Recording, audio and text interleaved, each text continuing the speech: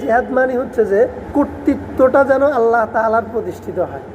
মুসলমানরা যেন এই জিনিসটা এনশিওর করে, নিশ্চিত করে যে যে সমাজে মুসলমানরা থাকবে ওই সমাজে অন্তত কর্তৃত্ব আল্লাহ তাআলারটা যেন হয়। এবং কি আমি তো মুসলমান সমাজের কথা বলছি, আল্লাহ তাআলার ইচ্ছে হচ্ছে যে সারা পৃথিবীতে যে ধর্ম পালন করে করুক, অসুবিধা নেই, আল্লাহর এখানে মাথা ব্যথা নেই। কিন্তু আল্লাহ তাআলার মাথা ব্যথা এক জায়গায় যে সারা পৃথিবীতে যেন কর্তৃত্ব যেটা চলবে সেটা যেন আল্লাহটা হয়। যেমন আজকে এই যে হুজুর বের হয়ে গেল, আমরা প্রথম রমজানে গেলাম, এর আগে শুক্রবারে মুসল্লিরা বের হইলো, এই যে শুধু এই জায়গায় কয়েকটা দোকানদার, খাবার দোকান, দিনের বেলা রমজানে খাবার বিক্রি করে, যারা এই দোকানদারি করে এরা তো খুব ক্ষমতাশীল কেউ না, বুঝেন, খুব ক্ষমতাশালী কেউ না। এবং রমজানে এই সমাজটা হচ্ছে যে মুসলমানদের সমাজ, দিনের বেলা খাবার বিক্রি করা এটা মুসলমানদের সমাজে খুব অপরাধ না?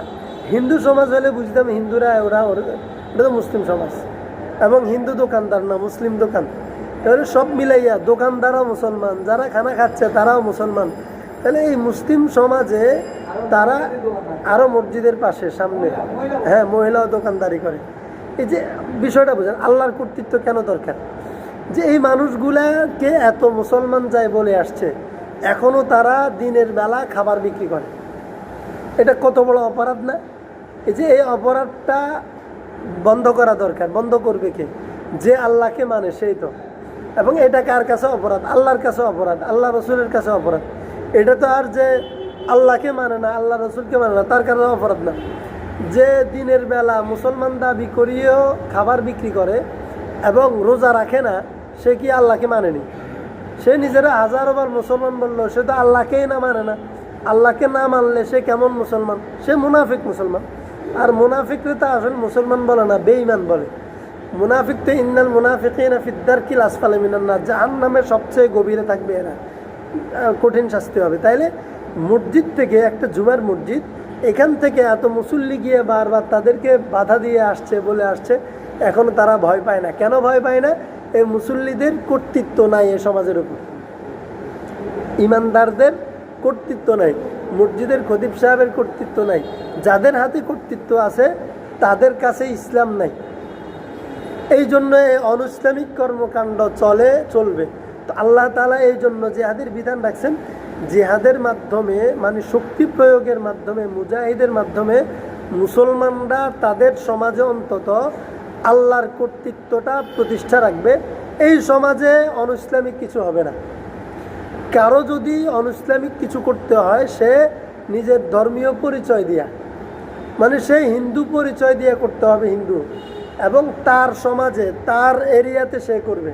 মূর্তি পূজা করলে হিন্দুর এরিয়াতে মূর্তি পূজা করবে, খ্রিস্টানের এরিয়াতে করবে, ইহুদিদের এরিয়াতে করবে। কিন্তু উন্মুক্তভাবে মুসলমানদের উপর তাদের কর্মকাণ্ডের প্রভাব পড়ে, তাদের ধর্মের প্রভাব পড়ে, মূর্তি পূজা, মেলা, এগুলার প্রভাব পড়ে মুসলমানদের উপর, এইটা করতে পারবে না।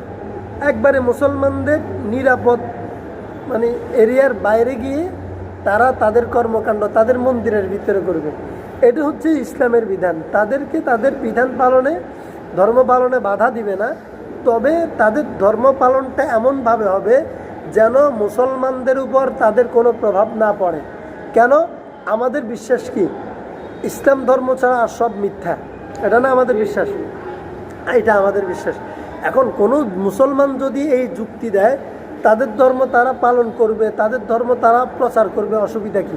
তাইলে আমি কি এটা মানলাম যে আমার ধর্ম সত্য? এটা তো আমি মানি না। এই একটা পয়েন্ট দেখেন, কেউ যদি বলে অমুসলিম সে তার ধর্ম পালন করবে, সমস্যা কি?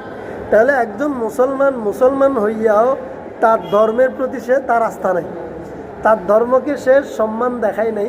সে বরঞ্চ একটা মিথ্যা ধর্মকে, যেই ধর্মকে মিথ্যা বিশ্বাস করার মাধ্যমে ওই ব্যক্তি মুসলমান হয়েছে, সেই নিজে তার ধর্মের পাশাপাশি ওই মিথ্যা ধর্মটাকে অধিকার দিচ্ছে। মিথ্যাকে সুযোগ দেওয়া, মিথ্যুককে সুযোগ দেওয়া, এটা কি নৈতিকতা হইতে পারে? এই জন্য মুসলমানরা বলে যা ইসলাম ধর্ম ছাড়া আর সব ধর্ম এটা মিথ্যা ধর্ম, সত্য ধর্ম না, এটা ভুল ধর্ম, ভ্রান্ত ধর্ম। ইসলামের বাইরে যে কোনো ধর্ম পালন হোক, সেটা পালন করলে, প্রচার করলে, ধারণ করলে জাহান্নামে যাবে। তো এই জন্য মুসলমানরা এটা কোনোভাবে মানতে পারে না যে সমাজের মধ্যে ইসলাম ধর্ম ছাড়া অন্য কোনো ধর্ম, অন্য কোনো আদর্শ প্রভাব বিস্তার করুক, যে প্রভাবের কারণে মুসলমানদের ভিতরেও সেটা ঢুকে যাবে।